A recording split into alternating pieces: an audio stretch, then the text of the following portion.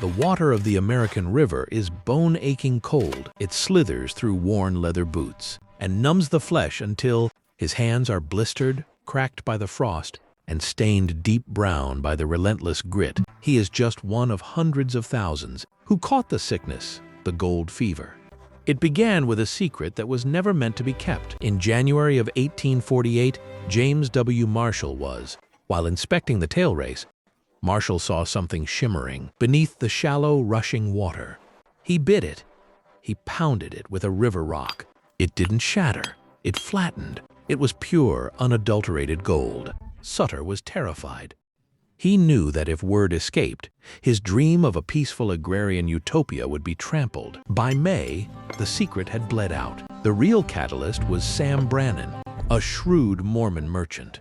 He walked the dirt streets of San Francisco, holding a vial of flakes high, screaming, "Gold, gold, gold!"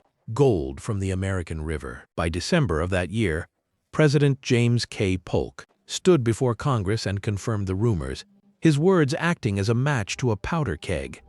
He was a man of the heart. He was a man of the heart. His words acting as a match to a powder keg. The year 1849 birthed a new kind of human. California was a fortress. To get there, a man could take the overland route, a grueling 2,000. On the trail, cholera stalked the wagon trains. The routes became linear graveyards, marked by discarded furniture and bleached bones. Alternatively, a man could take to the sea, enduring a 6-month voyage around the treacherous Horn of South America.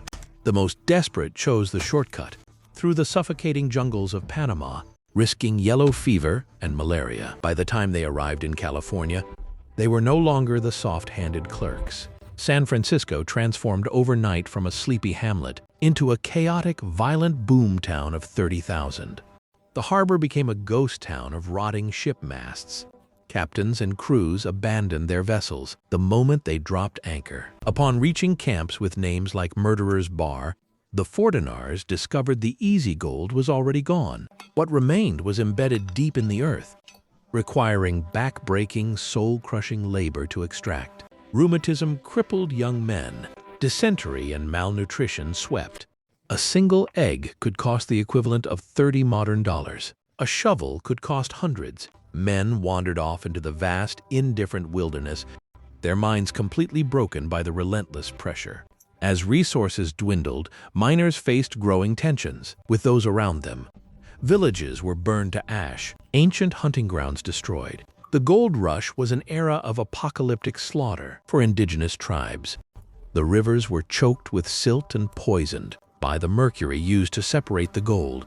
The earth of California was watered with blood. Giant machines utilizing hydraulic mining tore entire mountains apart, blasting hillsides into liquid mud. This industrialized greed clogged the rivers with debris, causing massive flooding and devastating the ecosystem. Many were too deeply ashamed of their failure to return to the families they had abandoned, choosing instead to vanish into the shadows. The hopeful letters home eventually stopped.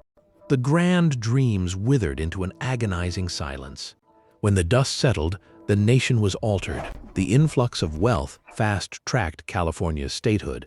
It provided immense capital that would eventually help finance the Union Army in the impending bloody Civil War. And it spurred the creation of the Transcontinental Railroad, stitching the sprawling continent together with iron and wood. It is a restless ghost that still haunts the modern world. You can see it in the neon glow of the casino floor, in the frantic eyes of the day trader, watching a ticking stock chart, in the endless pursuit of the next big hustle. Their bones are buried deep beneath the concrete of San Francisco and the silent, towering pines of the world's largest city. The silent, towering pines of the Sierra Nevada. They chased a shimmering illusion to the very edge of the continent, only to find that they traded their lives, their families, and their souls for the dust of the earth. And in the end, the dust claimed them all. His hands are calloused, cracked by the frost, and stained deep brown by the relentless grit. He is just one of hundreds of thousands who caught the sickness, the gold fever. It began with a secret that was never meant to be kept. In January of 1850, the world's largest gold mine was discovered. In January of 1848, James W. Marshall, While inspecting the tail race, Marshall saw something shimmering beneath the shallow, rushing water. Bit it. He pounded it with a river rock. It didn't shatter, it flattened. It was pure, unadulterated gold. Sutter was terrified. He knew that if word escaped, his dream of a peaceful agrarian utopia would be trampled. But gold has a voice of its own. It whispers through the timber and it slips through the... By May, the secret had bled out. The real catalyst was Sam Brannan, a shrewd Mormon merchant.